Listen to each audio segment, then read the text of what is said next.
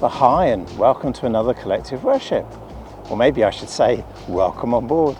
As you can see, it's a lovely day and here we are out in the river messing about on a boat, to quote from a book you might have heard of called Wind in the Willows. If we do it sensibly, there's lots of fun to be had playing in boats on the river. Well, today's story from the Bible is going to be about the disciples on the Sea of Galilee.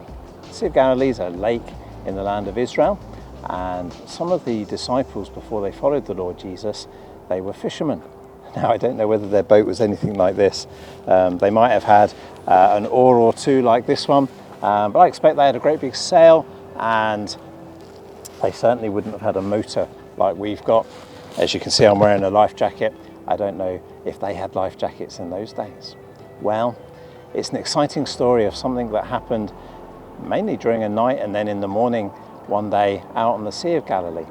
And what I hope that we're going to really remind ourselves of today is the importance of working together and of looking after things that God wants us to.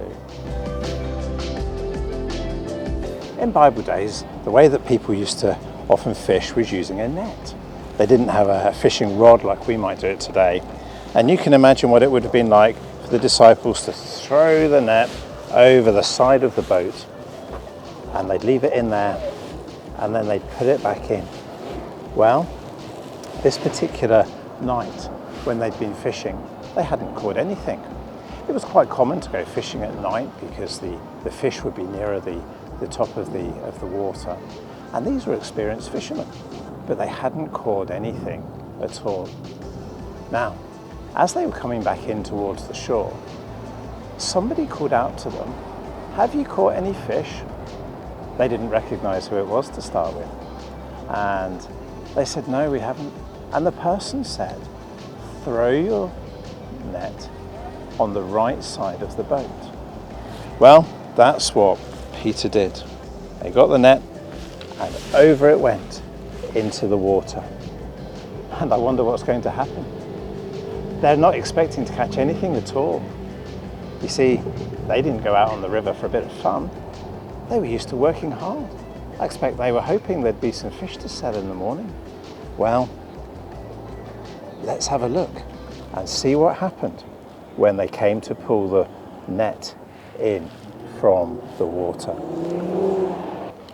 Wow, what a surprise. As they started to pull the net in, they found it was full of fishes. Lots of them came into the boat. In fact, there were so many, they had to get a friend, some of the other disciples in another boat, to come and help them so that they'd be able to bring the fish ashore. Now they recognized who the person was. They recognized that this was the Lord Jesus himself. And Peter dived into the water. I'm not going to do that. But he dived into the water and swam ashore, and he realized that this was the Lord Jesus who had done a great miracle in providing the fish for them. Well, I know this doesn't look just like a beach, but when they brought the boat ashore, they found that the Lord Jesus had made some coals to make a fire. He'd put some fish on it, and the Lord Jesus had got some breakfast all ready for them. I expect they were ready for it after the night of fishing that they'd had. And let's not forget, they had a huge amount in their nets. I'm sure it would have filled the boat up much more than this. But they took the fish that they'd caught, they put them onto the shore, and they were going to count them. There were so many of them. It turned out that there were 153 fish in the net. What an amazing miracle the Lord Jesus had done to provide those fish as a miracle. A miracle is something of great power that only God can do. And the Lord Jesus had done this miracle to provide the fish. And then he had breakfast ready for the disciples when they came back onto the shore. After they had eaten some food, the Lord Jesus wanted to have a little talk with Peter, one of the disciples. A few days earlier, before the Lord Jesus had died, Peter had failed and not spoken up for the Lord Jesus. The Lord Jesus wanted to give Peter opportunity to say sorry for this and assure him that there were still useful things he could do for him.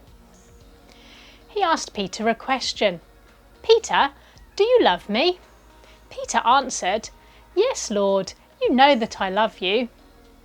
Jesus asked him the same question 2 more times, and both times Peter gave the same answer. The Lord Jesus said to Peter to show that he loved him by looking after the people who would become Christians. Peter would show his willingness to do things for Jesus by how willing he was to look after the things that mattered to the Lord Jesus when he had gone back to heaven. Jesus said to Peter, "Follow me."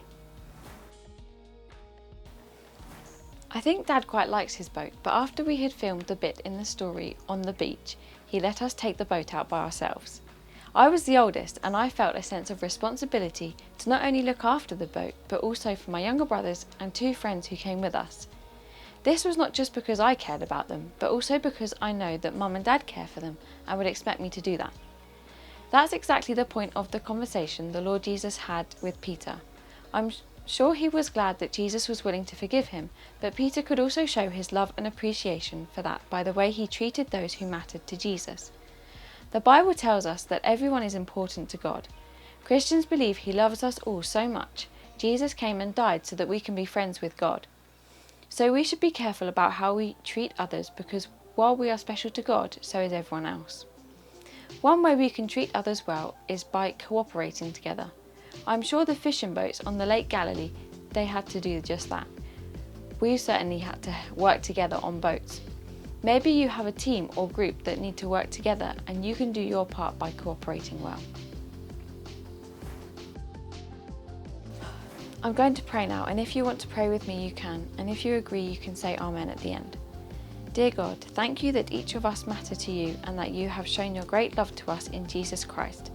Help us to remember that everyone else is also loved by you, and work well with others when we have the opportunity. In Jesus' name we pray, Amen.